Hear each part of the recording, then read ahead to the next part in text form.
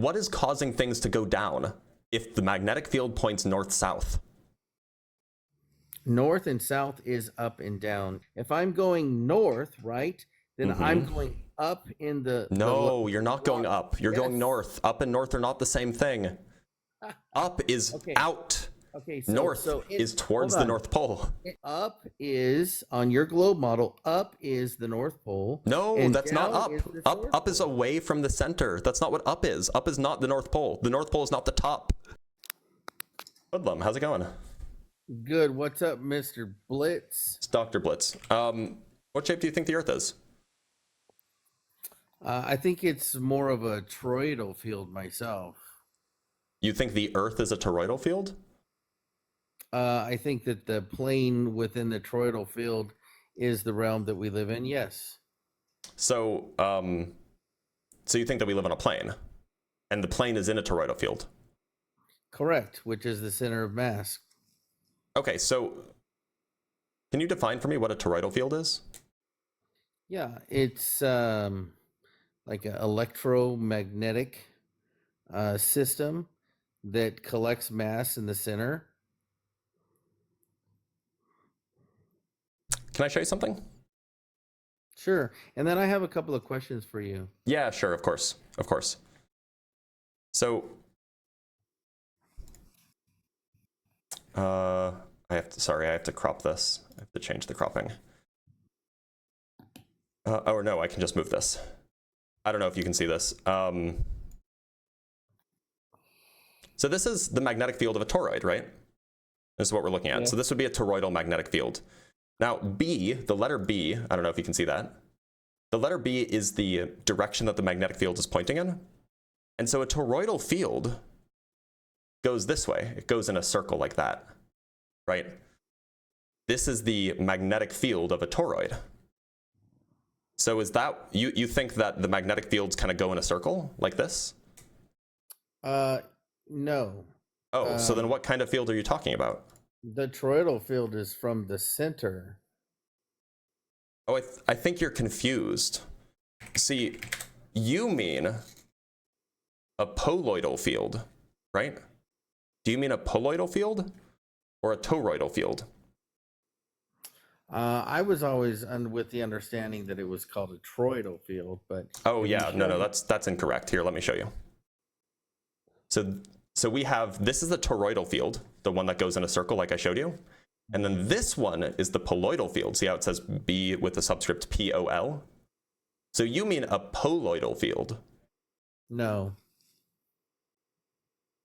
But the toroidal field is the one that goes in circles. This is a toroidal field. Yeah, but your circles. This is a poloidal field. No. Your circles are toroidal. Going in the wrong.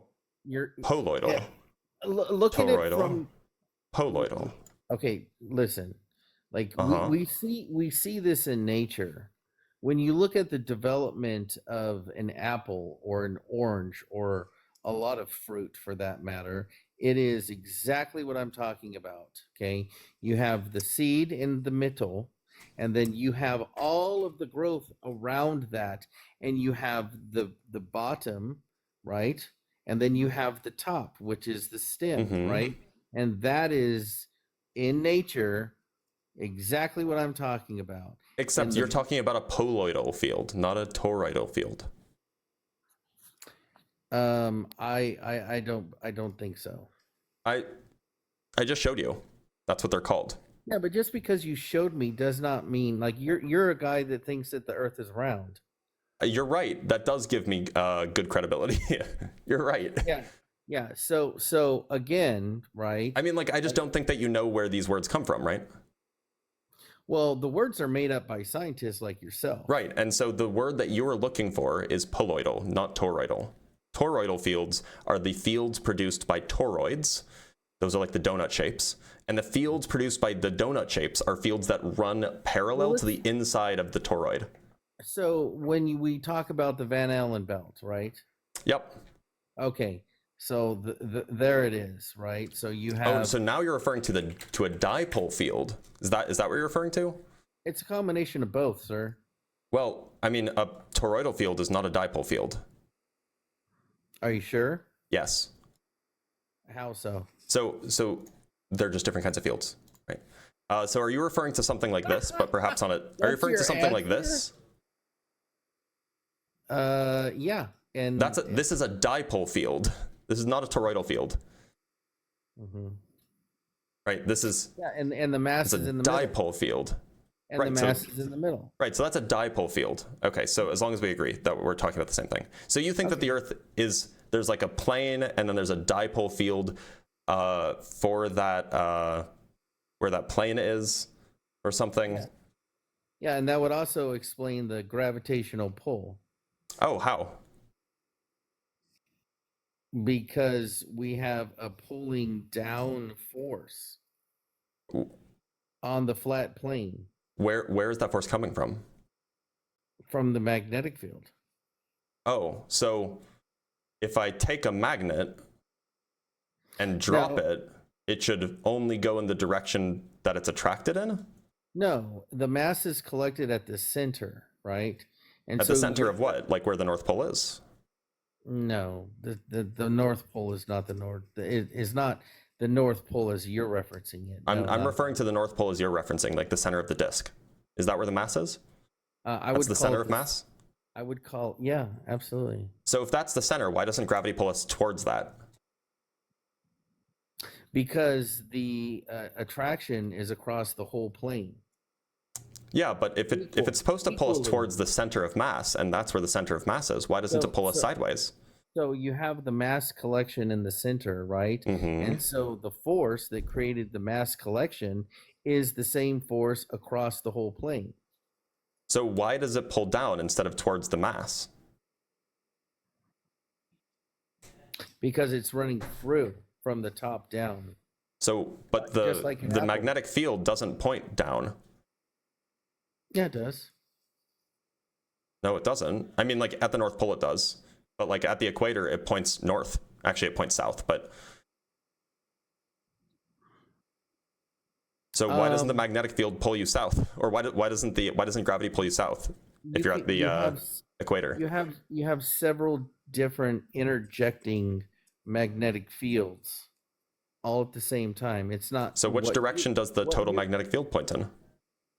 Blitz, what you showed is not a true, correct representation of the field.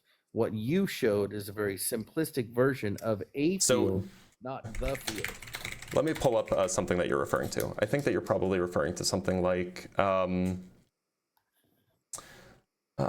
want something, I'm just trying to find something that you like. You want something like this, I think, maybe?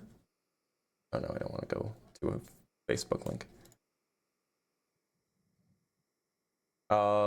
Maybe this will work.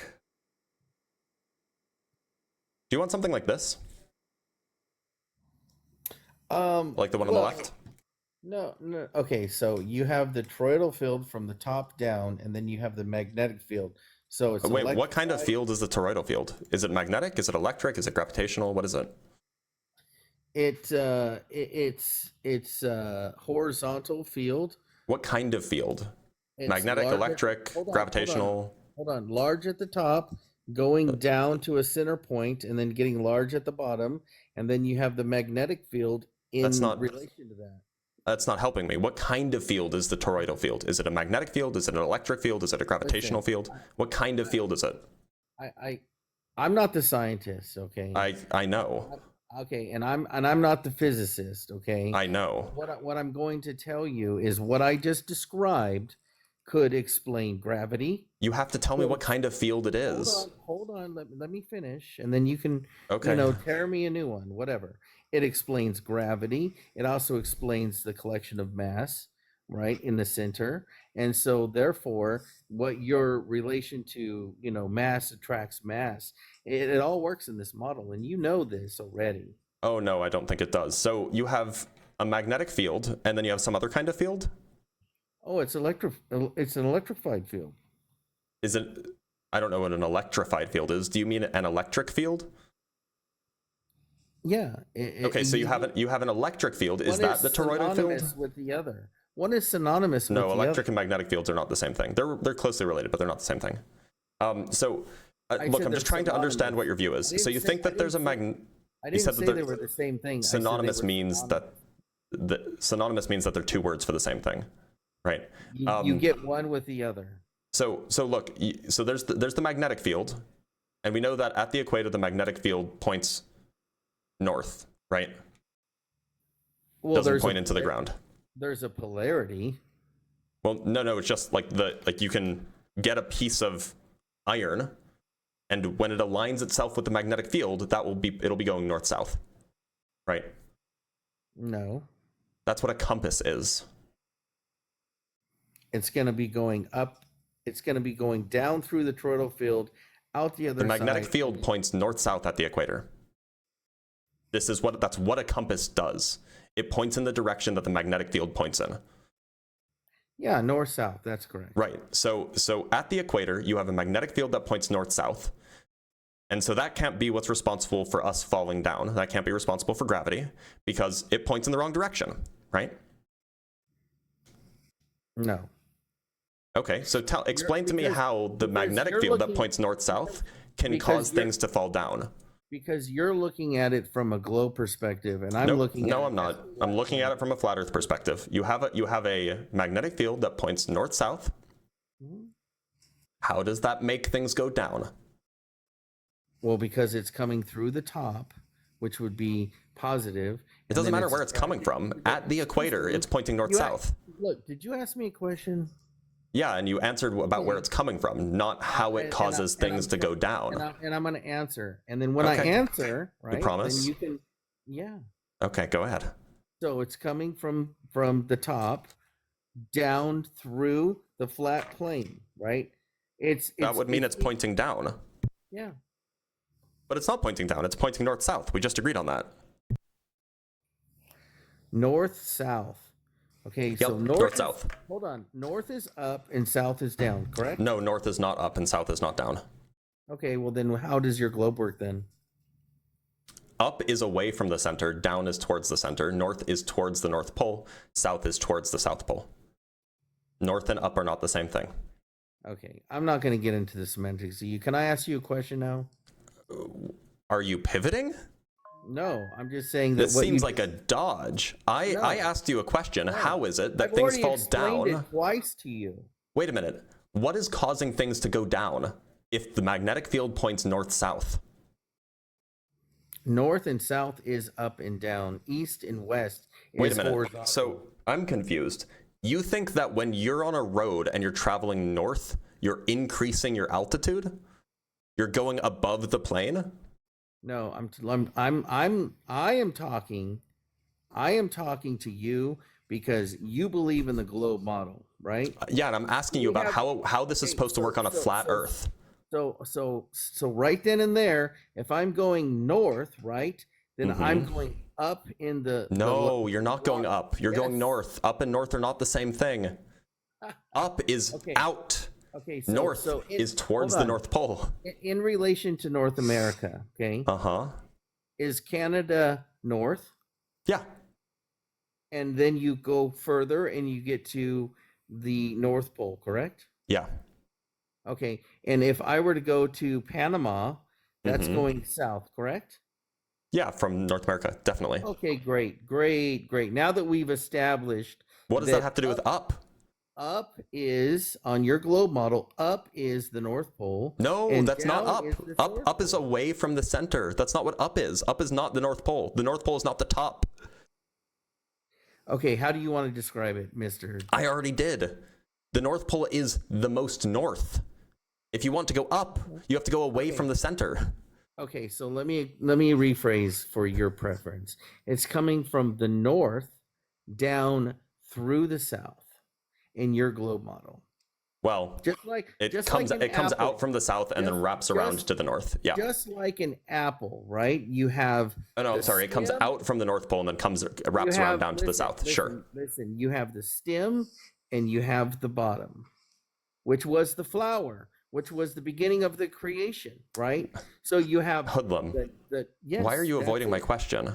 I'm not. I'm explaining to you very well. My question is, on a flat Earth, how is it that the magnetic field causes things to fall down at the equator, if the magnetic field at the equator points north-south? Because again, you're going back to your live stream just model. cut out? You're glowing back. I'm not on the globe model. I'm on your model. Bullshit. No, you are. Wait, do you think that compasses don't point north south on the flat Earth when you're at the equator? Sir.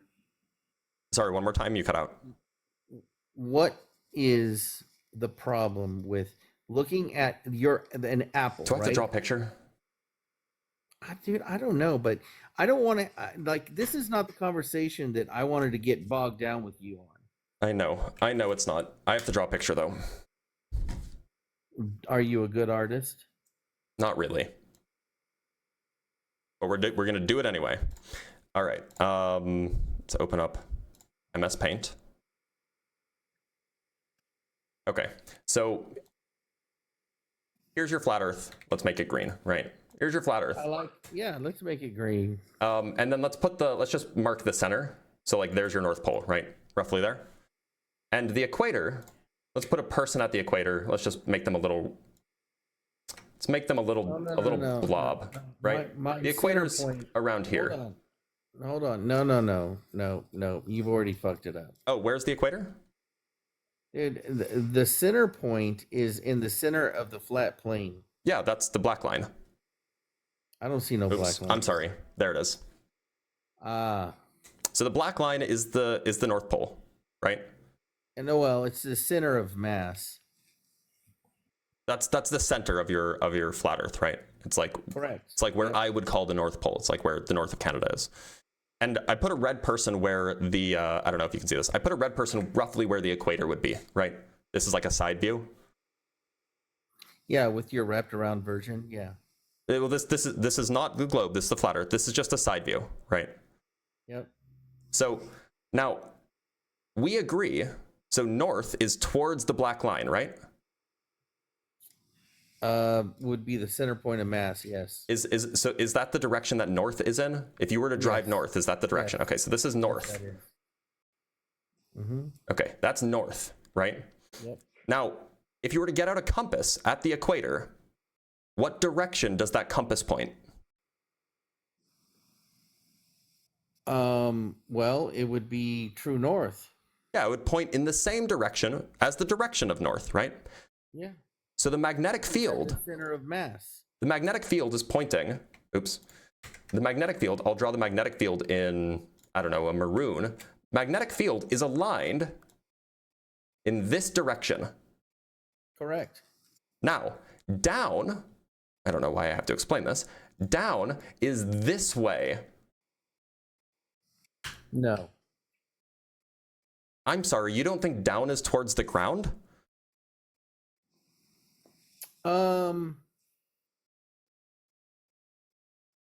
I think that maybe your terminology and my terminology is different. Okay, what do you mean by down? So you have like a pass through, right? Like when you showed the magnet of the field, right? Like there is a direction to the magnetic field, correct? Yeah, the magnetic field is in maroon. It's pointing in the direction of north at the equator. Yeah, that's down. Correct.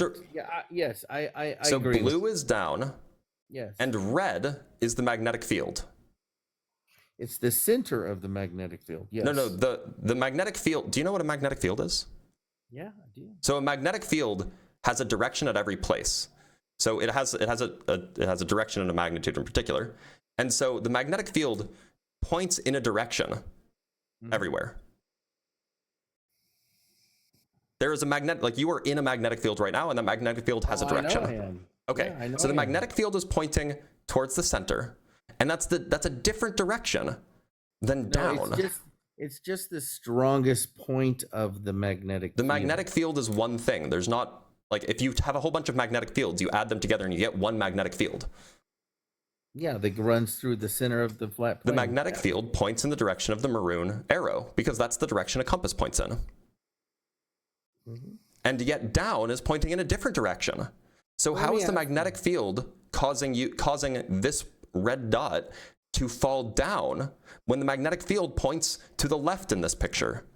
So let me ask you a question, okay? And I'm going to keep it as simple as I can for you. To be fair, you're answering a question with a question. I just want you to know that that's what you're doing. Okay. So we do what's called observational science and then work backwards, correct? Is this going to be an answer to my question? Yes. Sure. Okay. Okay, so we agree upon that. So when you look at the formation of an apple, right? So you have a core, hold on. You have a core, right? Mm-hmm. And then from that core, mass is created around that core, correct? I don't know the biology of how an apple forms. Why not? Right, because I'm not a biologist. Well, it's an example of how nature is created. No, it's an example of how apples work. I don't know what that has to do with the shape of the Earth. Okay, but we do observational science, right? Yeah, we wouldn't observe an apple to try to figure out the shape of the Earth. We wouldn't? Yeah, because an apple's an apple, not the Earth. Okay, well, what would make it unlikely for the Earth to be created the same way, right, as the apple? It's the same. It's nature working You think the in apple is the same as the synergy. Earth? Yeah, and when you look at the way it's created, it's the same exact way that the flat plane is created due to the toroidal field and the magnetic electrified field that is all around it. And that's the explanation of what you call gravity. Yeah, so how does that answer my question about what the magnetic field is doing? The magnetic field points left in that picture and down it points down. How does the magnetic field get you to down? Because it is applying force. Yeah, to the left. No, The magnetic field points in the left. the magnetic field is centered at the in the middle, That's and irrelevant. no, it's not. It doesn't matter where it's centered. It matters what It's direction is like the magnetic field it's pointing in, where like the you seed are. pod. It's in the middle, and Why is the the magnetic mag, field pointing north if it's causing you to go down? it's not. It's coming in from the north and coming No, out it's through the it's it's bottom. pointing. Okay, I'll pull up the picture again. It's pointing No, no, left. no. I have a question for you. It's Because now pointing left. You haven't answered my I'm question. going to I'm You going haven't to answered my ask you. question. How is the magnetic field that points left make you go down when you jump? Okay, bring up the toroidal field again. How did look? I'm not going to let you pivot. This is just like a huge dodge. No, You got to not answer the that. question. No, listen, not that one. Bring up the toroidal field again. No, Go I'm ahead. not. I'm not going to let you dodge. How is the magnetic field pointing left, but it's causing you to move down? Listen, you and your little drawing doesn't mean shit. The You magnetic agreed to field. this drawing. You agreed that Listen, everything in this drawing is accurate. listen. The magnetic field isn't isolated to the center. It's just where I didn't say it was. That's irrelevant. it's coming from the top down through what you would The call magnetic field north. at the Yes. surface of the Earth, at the equator, points north. It doesn't matter what it's doing anywhere else. That's just not how magnetism works. Yeah, and it's drawn to the strongest part of the field. That's not what magnetism does. Magnetism isn't drawn. There's a magnetic field everywhere. It has a direction. The direction of the magnetic field is north, and yet somehow you're telling me that this makes us go down. No, it doesn't make us go down. It applies what you call gravity. Okay, so why do things fall at the equator? Because of the toroidal field's forces coming from the top of the toroidal field down through the plane that But is that's flat. not the so okay, so it's not the magnetic field, it's the toroidal field that causes gravity? Yeah, it's like a tornado. Okay, so what kind of field is the toroidal field? Is it a magnetic field, an electric field, a gravitational field? It's both. But I listed 3 things. Yeah. It's both. Both applies to 2 things, so I listed 3. Which of the 3 things? Yeah, it has the magnetic field based on the mass that's created in the center, and then its electric field. So it's an electromagnetic field. So what direction do the 2 vectors point in? So we already know what direction the magnetic field points in. That points north. So what direction does the electric field point in? Well, that I don't know, but I would only assume that based on the compass moving true north, positive would be top and negative would be in the bottom. You don't have a bottom. You just have the flat bit. Okay, fine. So what direction does the electric field point in at the equator? Well, if you're looking at the flat plane and the toroidal field being above and below, right? Then I would say it's coming. I'm asking about the electric field part, because we already know what direction the magnetic field part points. Mm-hmm. So what direction does the electric field point? Same. It points in the same direction, so it also points to the left. Not to the left, from the top down, just like an apple. Okay, so but the magnetic field doesn't point that direction, so it doesn't point in the same direction. The apple receives all of its nutrients and all of its energy from the top. I don't care about apples. I don't see what this has to do with the Earth's electric field. Listen, if we do observational science, right? Mm-hmm. Then it's just the same as the apple. The universe. Why is it the same as the apple? Just go out and observe the electric and magnetic field at the equator. You don't need an apple to do that. And so, can I ask you a question now? If you explain to me what direction the electric field points in, yeah. I told you from the positive. So the electric field points towards the ground. It points from the sky towards the ground. That's the direction. Well, yeah. Okay, so then now, how does an electric field make us fall down? It's the pass-through properties of the magnetic field. Well, the magnetic field also won't make us fall down. Magnetic field's pointing in the wrong direction to do that. Okay, so if I take two magnets, I can either have them do two things based on polarity. I can either have them oppose each other or attract to each other, correct? Yeah, sure. Okay, there's your gravity, buddy. Now, right, can I ask? Hold on, but that's not gravity, because the magnetic field's pointing in the wrong direction. That might work if like we were being attracted to the north, but we're not. We're being attracted to the ground. Again, observational science. We agreed on that. Observational science says that the magnetic field points north, not down. So if I have opposing magnetic fields, right? Then this is actually a really good point. So if it's the case that magnetic fields are what is causing us to fall down, then you should be able to take a magnet, and it should fall down faster if its polarity is aligned, and it should float if you invert its polarity. Do magnets ever float? Can you just grab a fridge magnet, turn it upside down, and it'll fly into the air? Does that ever happen? Well, you can make things float in a magnetic field. Absolutely. That's not what I asked. I asked if you take a regular old magnet and you drop it and then you flip it over, does it fly up into the air? No, because that's what happens with magnets, right? If you take two magnets, if they're arranged one way, they'll attract each other, and if you flip it the other way, it'll repel it and shoot the other one into the air. Right, but you know damn well that a single magnet by itself doesn't have the mass to overcome the mass of the plane and the toroidal field. Wait, so it depends on the mass now? I thought it just was about magnetism. A magnet itself is not, the magnet off of your refrigerator is not big enough to affect the bigger magnetic field that it exists in to do what you just asked me. But the magnetic field from a fridge magnet is stronger than the Earth's magnetic field. No, it's in fact, it is. The Earth's magnetic field is actually very weak, and fridge magnets are 10 to 100 times stronger. I mean, like, you can even just take a magnet. In fact, I have a magnet here. This is it's like an AirPod thing, and it's magnetic. So I can just take like a paper clip or something.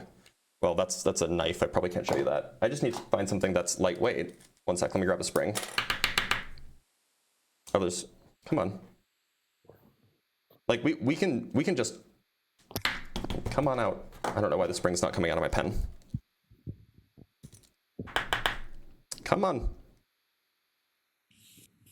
Okay, I'll find something else magnetic that's small. Here we go. Probably one of these little cards is, I would imagine. No, these are not magnetic.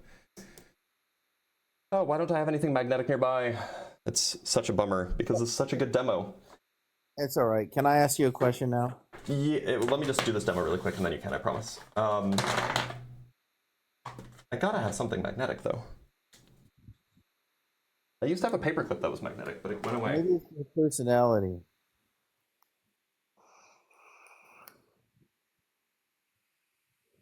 I can't hear you. Sorry, I muted myself. Okay, I don't have anything magnetic anyway, but you know it just as well as I do that magnets can actually beat the pole of the Earth. You just take a magnet and you can hang something from it and it won't fall, which means that somehow the magnet is stronger than Earth's gravitational pull. So yeah, I mean, like, Earth's gravitational pull is quite weak compared to like magnets that we can make. Earth's magnetic field is even weaker still. That's why you can ruin, like, if you have a compass, if you put a magnet near the compass, it'll cause the compass to act crazy. So it is just true that Earth's magnetic field is quite weak, and so it seems like you can't account for why things fall. But sure, you can go ahead and ask me a question. Okay, so what is the ozone layer? I think it's a part of the troposphere, where there's a higher amount of O3 in the atmosphere than in other parts. And how would we prevent through this ozone layer the equalization of sorry, it's part of the stratosphere, not the ozone layer, not the troposphere. But go ahead. Yeah. So how is this supposed ozone layer what the scientists say prevents equalization? It doesn't do that. That's not what the ozone layer does. Okay, so the scientists that claim to be climate scientists said there was a hole in the ozone layer. Yeah. Did they not? Yeah, there was, and in fact, there still is. It's just getting smaller. Okay, so then when I take a container, right, of pressurized gas, right, and I poke a hole in it, right, two things are going to happen. Oh, the ozone layer is not a container. Okay, so what is it? It's just a layer of atmosphere that has more ozone in it than other layers. Okay, so again, the scientists stated that bad because it was letting gases out of our atmosphere. No, it was bad because it was letting UV into our atmosphere. No, sir. I'm 50 years old. I know the narrative. We grant that. I know the narrative. It was never about UV rays, sir. Oh, it absolutely was. That was the whole business. No, sir. That's what that was the whole business. That's why it's bad if there's a hole in the ozone layer, because more UV gets into our gets past it. Okay, the UV layer basically absorbs the ozone layer basically absorbs a big chunk of the UV that comes from the sun. And so if you have a hole, then that UV will just pass right through and not be absorbed. Okay, great. So debunked on that one. Number two. You were debunked on that one? Oh, no, heavens no. Yeah, that's a big L for you. Oh, okay. I mean, like, anybody can go check this. Number two is when you have a pressurized container, right? It's either going to be like over atmospheric pressure or under atmospheric pressure. I mean, it could be at atmospheric pressure, right? You just don't really need an airtight seal in order to keep stuff at atmospheric pressure. For this example, this container is above atmospheric pressure. Okay? Sure. Okay. If I poke a hole in that container, right? Are the gases in that container going to equalize with the atmosphere? At least until the pressures match. Yeah, that's generally what will happen. Okay. And when those gases come out of that container, are they going to follow any type of controlled disbursement, or is it going to be random? Well, I wouldn't say it's either. So in some sense, each individual particle behaves randomly, but you can describe the dispersion in a fairly regular way. So like we can describe the expansion of a gas. That's not hard to do. It's going to be one or the other. It's not. That's not a true dichotomy. So it's a false dichotomy, in fact. No, it's going to be random. There is going to be no order. It's not random. Like, we can describe what happens to a gas as it expands mathematically. It's not random. Okay.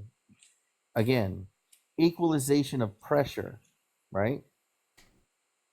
Yeah. So that's a word. So yeah. So phrase. Think of it like, hold on. Think of it like we're in a car, right? And I have pressurized gas in the car, right? Mm-hmm. Like Uncle Fred, let one loose, whatever. Like if Mm-hmm. I open up the sunroof, right? Like is that gas going to disperse in an orderly fashion or in a chaotic fashion? So it disperses in a statistically describable fashion. This what you're describing is called diffusion, and diffusion is like well studied. It's like well understood, like via statistical mechanics, thermodynamics, etc. Like this is something that's like you study as an undergrad if you're getting a physics degree.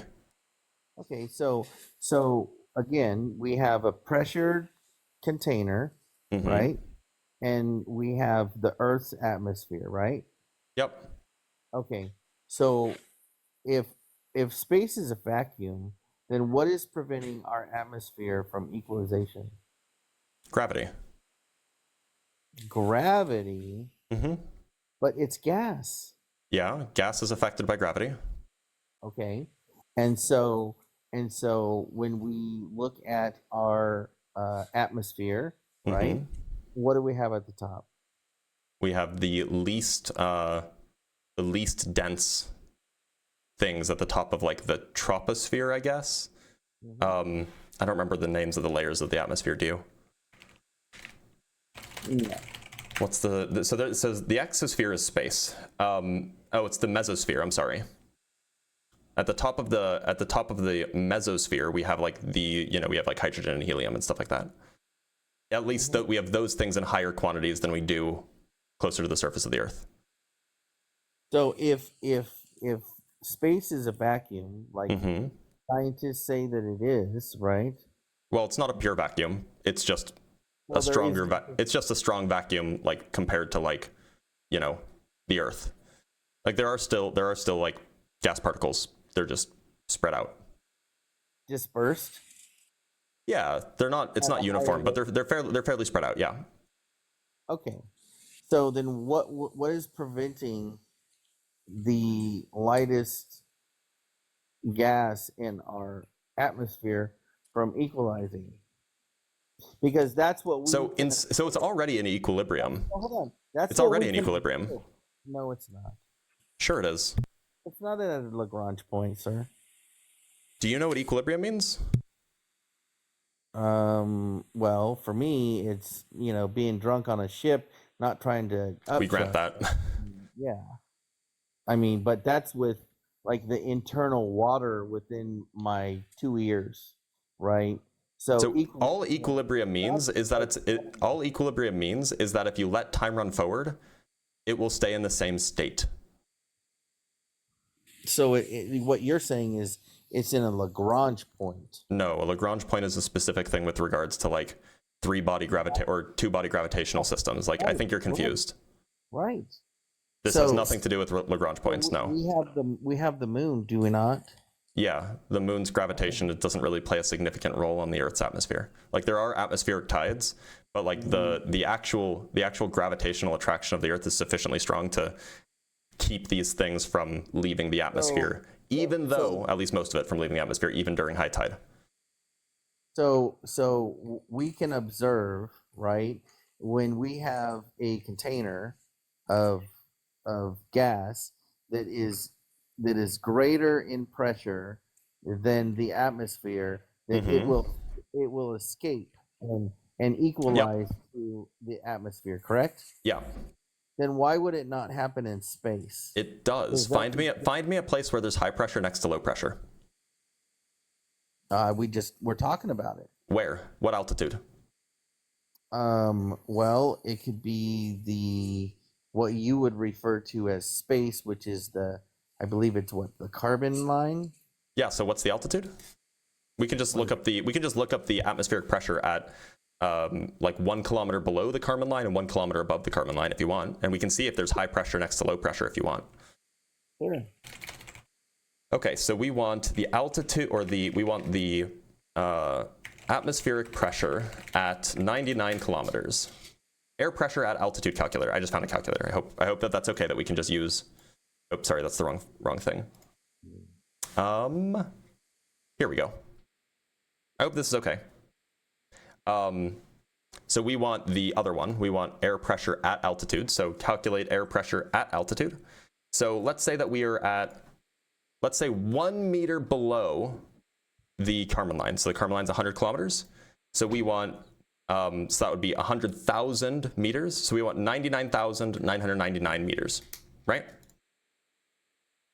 Oh, sure. The maximum altitude is 20,000 meters. Okay, we need a better calculator. This one can only go up to 20,000. One sec, let me go find a better one. Actually, we could probably even just look up the formula if you wanted to. Pressure altitude calculator, here we go.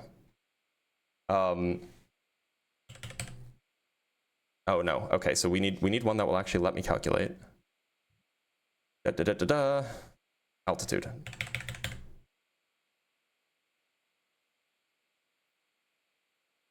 Just making sure that this one works. Waiting for valid input. Is there a range that's valid? What's the, oh, I need pascals. Okay, so apparently the pressure is so low that it's not even valid, but we can just pull up the formula. Atmospheric pressure altitude formula. Barometric formula, this is what we're looking for, right? Yeah, I'm okay with that. Okay, here we go. Here's the formula. So all we need to do is we need to fill in all of these variables, if you will. It would be kind of a pain to do that explicitly. But what we can do is we can just look and see if, is this formula, this might be over your head. I promise I'll be gentle. Is this formula continuous? Meaning, if you change the height by a small amount, does the pressure change by a small amount? That's the question, right? And this is the exponential function. So an exponential function is not even, it's continuous. It's smooth even. So if you change the height by a millimeter, the pressure will change by some very, very tiny amount. And in fact, we can probably just go compute this explicitly.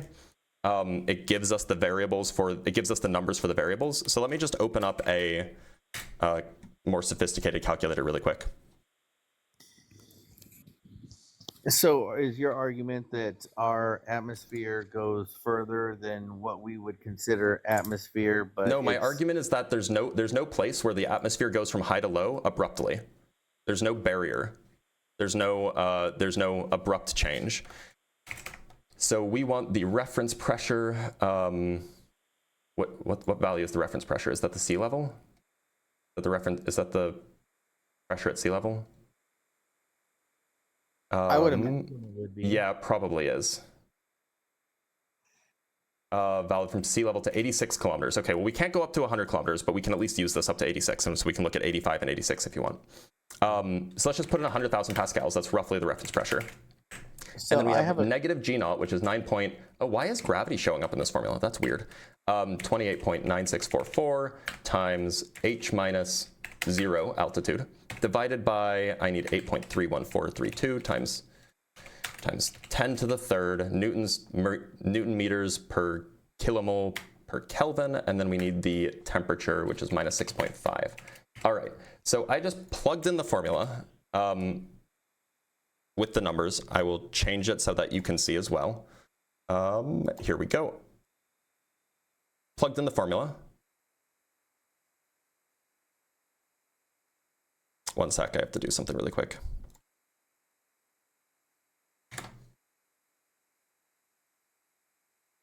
Uh, 150. Oop. There we go. So I plugged in the formula, just plugged in some numbers. Oh, oops. There we go. And I want to make sure that this is the right number. Yep. Oh no, sorry, this needs to be times negative. There we go.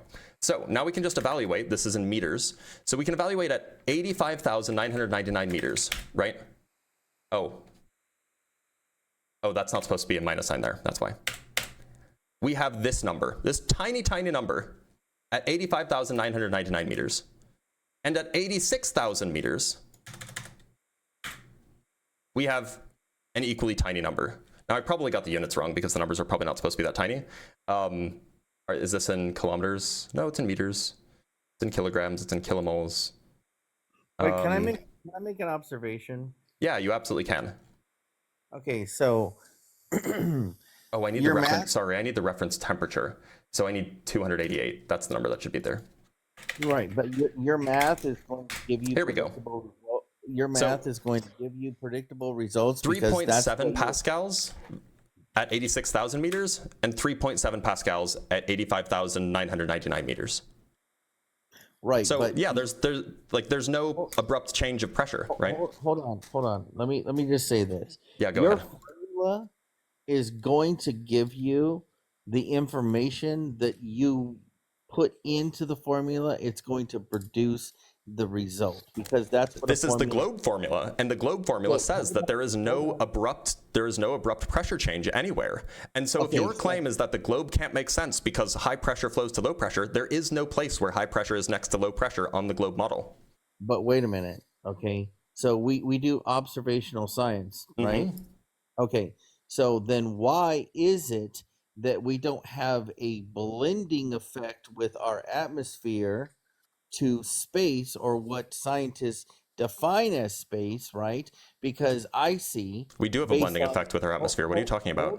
Hold on. What I see based on the photography that NASA and scientists such as yourself want to give to, us peons, the public, is a very distinct line of the horizon, when you can see the differential between what would appear as black, devoid of space, versus what would be the perceived beginning of our atmosphere that looks blue.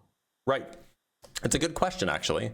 It's because of the relationship between atmospheric thickness, atmospheric density, and atmospheric extinction. This is also known as there's another word for it. Well, atmospheric extinction is basically a measure of how quickly light gets absorbed through the atmosphere, right? And you know that this is a real thing. Like, there's a reason why mountains kind of fade into the sky as you drive further and further away from them. It's because the light that's reflecting off those mountains, it eventually will be absorbed by the atmosphere. So what you're seeing is the part of the atmosphere that's thick enough that it can still be seen, and the part that's just a little bit above that is just no longer thick enough that it can absorb a meaningful amount of light that you can see. And so is it your assertion that it's like an abrupt value? It's not abrupt, it's smooth but quick, because both effects are exponential, right? Yeah, see, that's the part where I say, it's almost like there's a container, right? Well, I mean, like, look, in the pictures, you can see that it's smooth. Yeah, I can just pull it up if you want. Sure. I think that's a fake picture. We want a real picture. No, fake picture of the Earth? Well, yeah, it's like an animation. Blitz. Come on, man. You know better than that. So here we go. This is from the ESA. You're not allowed to say those things. Oh, that's the wrong thing. We want this.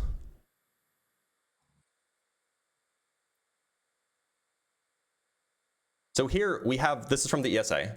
So here you can see that there's like a layer, but like it smoothly cuts off, or not cuts off. It smoothly kind of fades into the background, right? That's not a good example. This is what you were asking for, was it not? No, that's all. Do you want something else? Yeah, that's all in the atmosphere. No, it's not. Yeah, I want to see a picture from like out in space looking down on the Earth. I want low orbit perspective.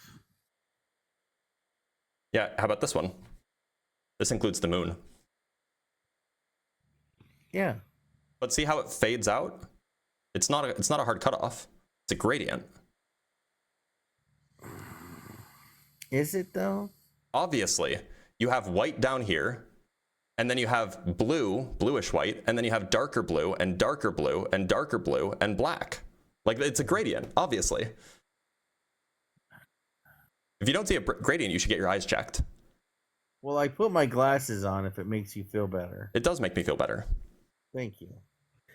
I mean, I suppose there's some gradient there.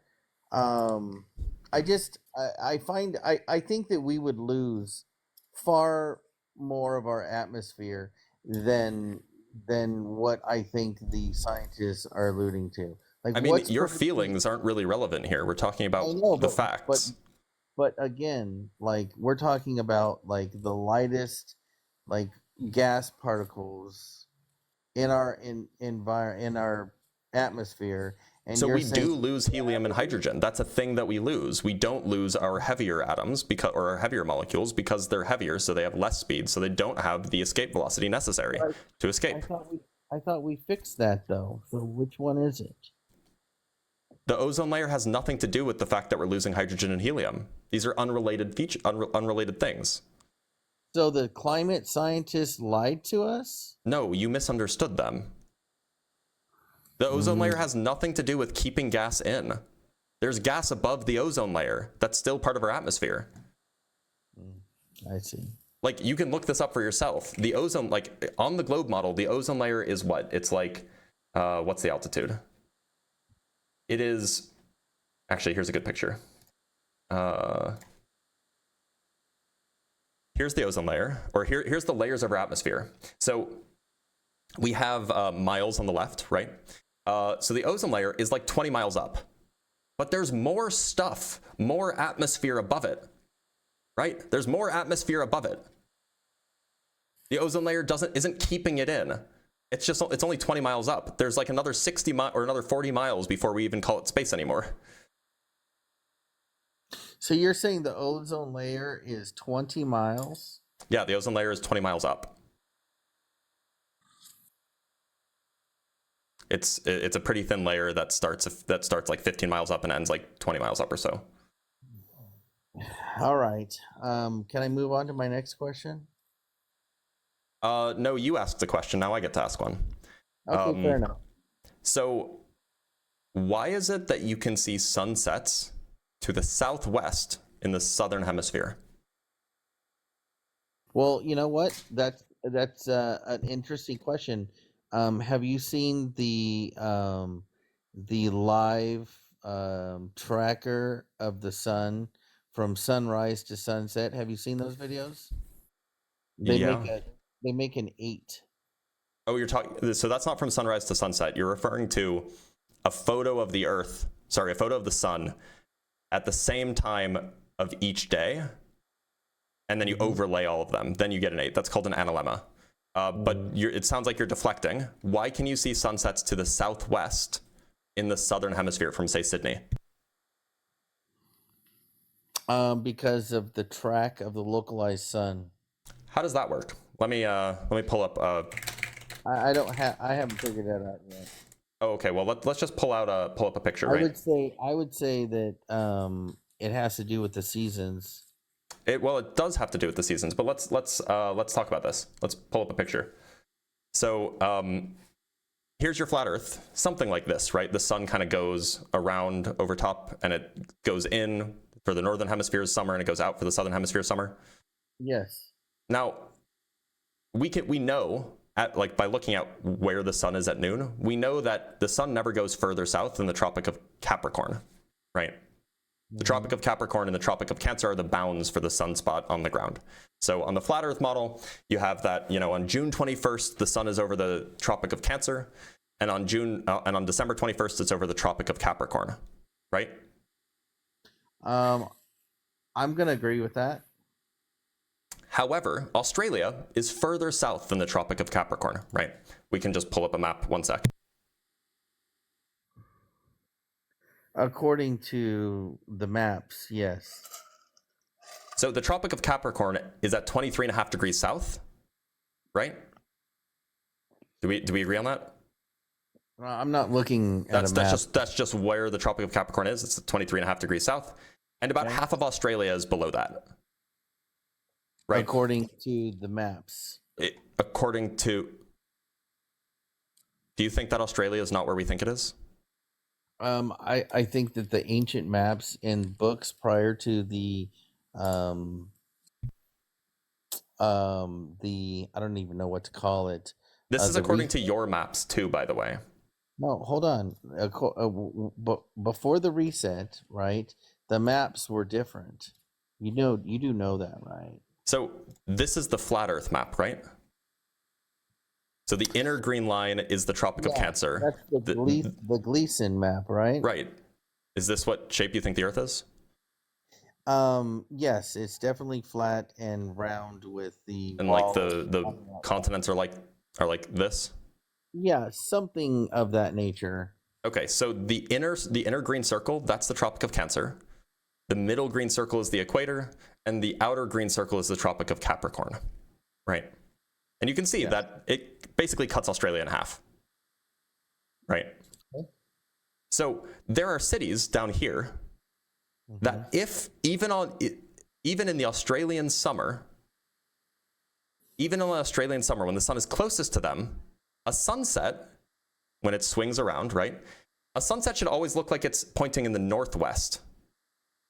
Because the sun is, if the sun is here and you're seeing it from here, if you're seeing it disappear, it should point to the northwest, slightly in, and then also west, right? Okay. And yet, if you are here, like in Sydney, you can see sunsets to the southwest. Right. We can pull this up. And I do believe that that's because the location of Australia is not represented correctly on the map. So if that were the case, if it were the case that Australia was not, that parts of Australia were not further south than the Tropic of Capricorn, then it would be possible in, say, Sydney, which is in the southeast, if I remember correctly.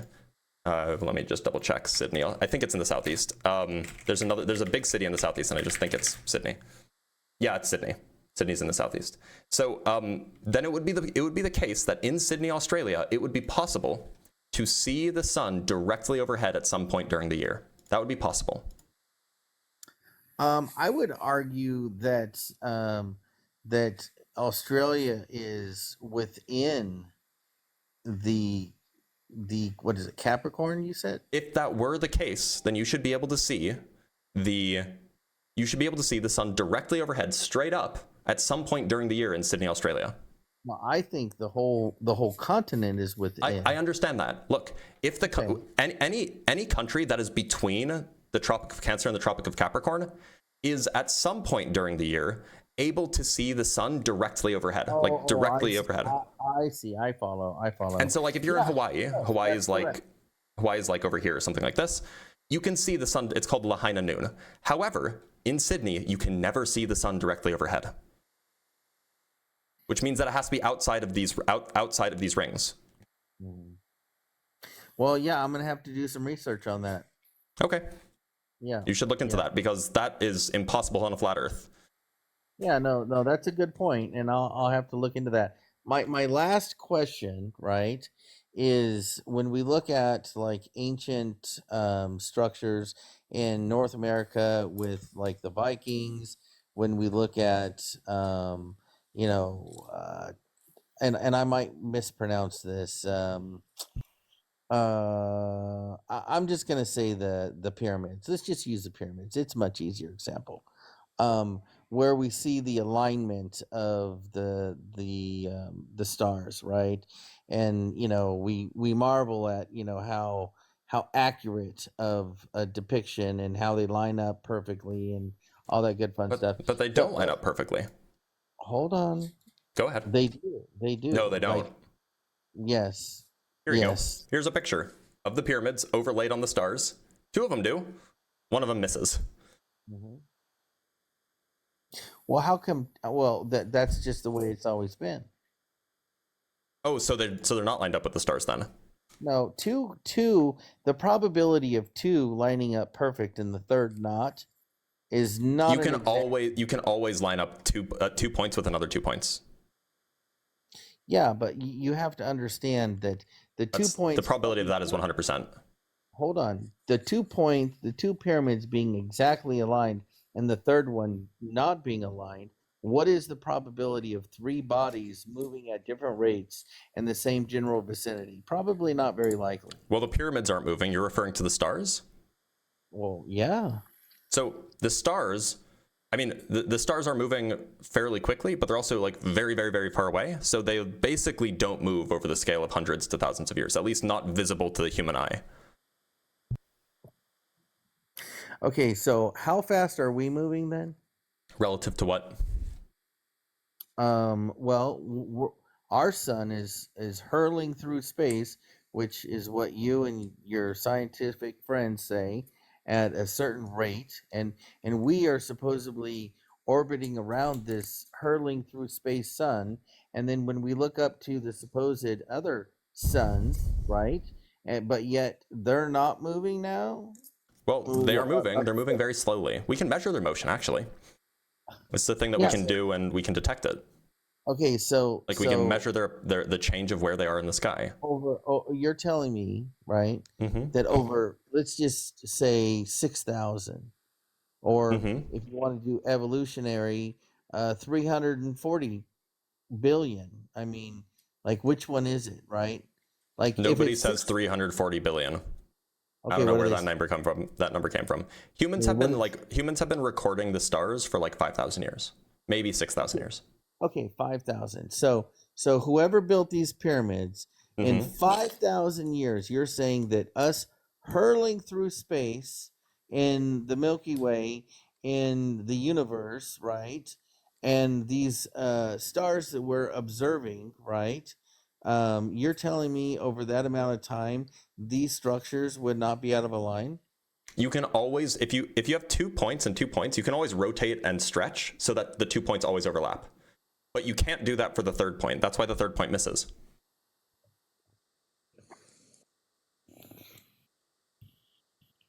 Like, all you have to do is just like take a picture of the sky, and then you'll and take any 2 objects, like a picture from like a drone or something of any 2 objects, and then you'll have your picture of the sky. Take 2 of the stars from Orion, and then overlay them on top of 2 of your objects that you just took a picture of, and then just rotate and either zoom in or zoom out until they align, and you will always be able to do that. You will always be able to make them align by rotation and zooming. But and that's all that's happening with the 2 pyramids aligning with the 2 stars. That's all that's happening. We're talking about 2 fixed things, right? My point is so if you took a picture now of the pyramids and the stars, like the pyramids from space or something, not from space, from like an airplane, say, and then you overlaid them, you could always zoom in on one and rotate them so that they always align. That's always possible. It doesn't matter where they were 5,000 years ago. If you do that now, you can always make that happen. So your justification for the alignment, for the 2 stars being aligned, yeah. And we have all kinds of mathematical equations from the Aztecs and many other archaeology finds that line up with the celestial bodies, and you're going to tell me that we're hurling through space on this imaginary ball, and we're circling around the sun, and everything's in flux and everything's moving away, and now we know that there's spin, right? Like, you guys just figured that out, and you're going to tell me... Sorry, who just figured that out? You guys just figured out that the Earth is spinning? Nope, not the Earth, the universe, sir. Oh, that's not consensus, no. Well, now, come on now, Blitz. Come on now. What was your name? Hoodlem. Like, that's not consensus. But they are discussing it, are they not? People are always discussing ideas. So I find the probability of things hurling through space, going in like different directions, potentially away from each other, right? Because we have a singularity, supposedly, according to you and your friends. I don't think that there's a singularity. Most physicists, most cosmologists don't. Like. So you don't believe in the Big Bang, then? Nope, I don't think that the Big Bang had a singularity. The Big Bang doesn't say anything about a singularity. Well, it's everything silent on it. Yeah, but like it just seems like you're confused. Why did you pivot away from this business with the stars aligning? Well, I haven't. I just think the probability of that happening. The probability is 100%. You can do it with any 2. If you pick any 2 stars in the sky, you can align them with any 2 objects that you take a picture of. All you have to do is rotate and zoom. That's all you have to do. I don't know, man. I don't believe you. Do you need a demonstration?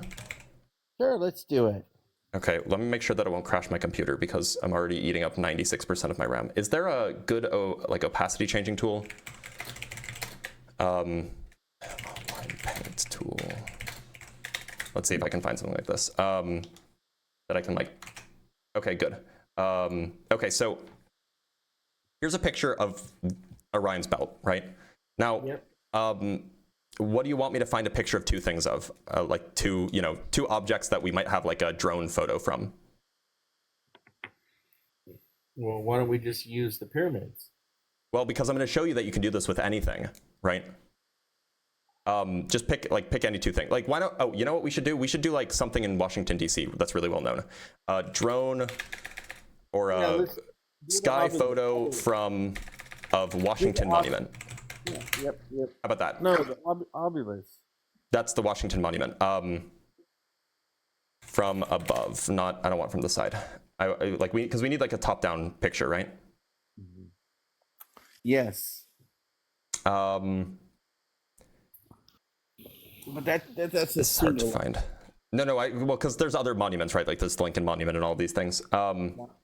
So what would be a good example here that where we would have like a top-down? Oh, Bird's Eye Washington Monument. That's not helpful. These are. I just need like there's got to be like a top-down view. Okay, well, how about this satellite view? You might think it's fake, but the point is it doesn't matter if it's fake, because the point is you can just take any two things. Right? Okay. Here we go. So I don't know what this is a picture of, but it's a picture of something, right? It's something that's blurred out. We can use like this fountain, and we'll use, I don't know, this thing over here. How about those two things? Those are what we're going to center on the Orion's belt, right? Okay. Okay, so I'm going to copy this. I'm going to go into this app. I'm going to paste it as a layer. Okay. Oops. Now, I don't actually know how to use this app, but I'm sure that we can figure it out. Okay, here we go, layer. Now I want to change the opacity here so that we can see them both. And now I just need to take this one, and I just need to start moving it around, right? Sorry, I have to make this one visible. I want to start there's got to be a way to move the layer, right? To like drag things around. But the pyramids don't move. Right. No, but the alignment, you can force the alignment by changing how the two things are laid on top of each other. That's the point. So if I move this, yeah, but when you is there no way in this app to like move one layer relative to another? I don't really think this is relevant to the I promise it is. I promise it is. I just need to figure out how this website works, because regular Paint doesn't do it. Can I move it? Transform 100. Oh, there we go. That's what I want. That's exactly what I want. Okay, let's turn this on. Let's go to here, and then we'll do transform. And we will move this. Yeah, there we go. Okay, so I don't know if you can see what I'm doing. Let me make it a little bit bigger. Well, I'll just do it, and then we picked a fountain, right? Like that fountain there. And then we just have to rotate so that the other one lines up. So we'll put that building there, and then we'll rotate a little bit. We gotta probably shrink it down, rotate a little bit, rotate a little bit, shrink it down a little bit more. Oh, look at that. The fountain perfectly aligns with the stars. Sorry, I was using this point here. That point and that point perfectly aligns with the stars. What are the odds? But what are you really? Why do they perfectly align? Oh, what are the odds? The point is that you can make any 2 points overlap with each other by rotation and scaling. Okay, but the scaling and the rotation is you moving. Yes, and that's what's done in the alignment photos. That's what's done in the alignment photos. You rotate. So, you can rotate the picture of the sky where Orion's belt is. and then zoom in, zoom out, and you will make it align with whatever 2 points you want. But Blitz, that's not what the scientist has told the public. Wait, no, that's exactly what happened. No, sir. That's exactly what's happening to get 2 points to align with 2 other points. That's literally how it works. So are you telling me, Blitz, because this is like breaking news, right? This isn't breaking news. This is obvious. No, you're saying that the pyramids do not match with Orion's belt. No, they're fairly close, but no, they don't. Of course they don't. And in fact, this is known. This is called the Orion correlation theory. There's an entire Wikipedia article on it, and it shows that it's just not the case. Here you go. Here's them not matching. Here's a picture overlaid. You can get 2 of them to match. You can't get the third one to match. You can always get 2 to match. The third one, though, if you do the rotation and the stretching, the third one will not necessarily land on the star. You know, Blitz, I don't know if you believe in superstring theory or not. I don't. But I wouldn't imagine that you wouldn't. But, anymore, I'm 50. I don't know how old you are. I'm 32. But, okay. Well, this whole narrative about the ozone layer and this whole alignment of Orion's belt with the pyramids, these are things that I've known for years, right? Just ask ChatGPT. Does the ozone layer keep gas in? Or you could ask, what does the ozone layer do? Just ask Chat. It's so easy. What seems more likely to me, Hoodlem, is just that you didn't pay very good attention in school, and you're misremembering what they taught you. Misremembering what they taught. Yeah. Did you pay good attention in school? Oh yeah, and not only that, but like I've done research outside of school too. Right. So I thought these were things that they were teaching us in school. And so here again, do you think that CERN has affected? Look, Hoodlem, I have a meeting 2 minutes ago. I've kept you on for like over an hour, so I'm going to let you go. But thanks for being here. I don't want to change topics again.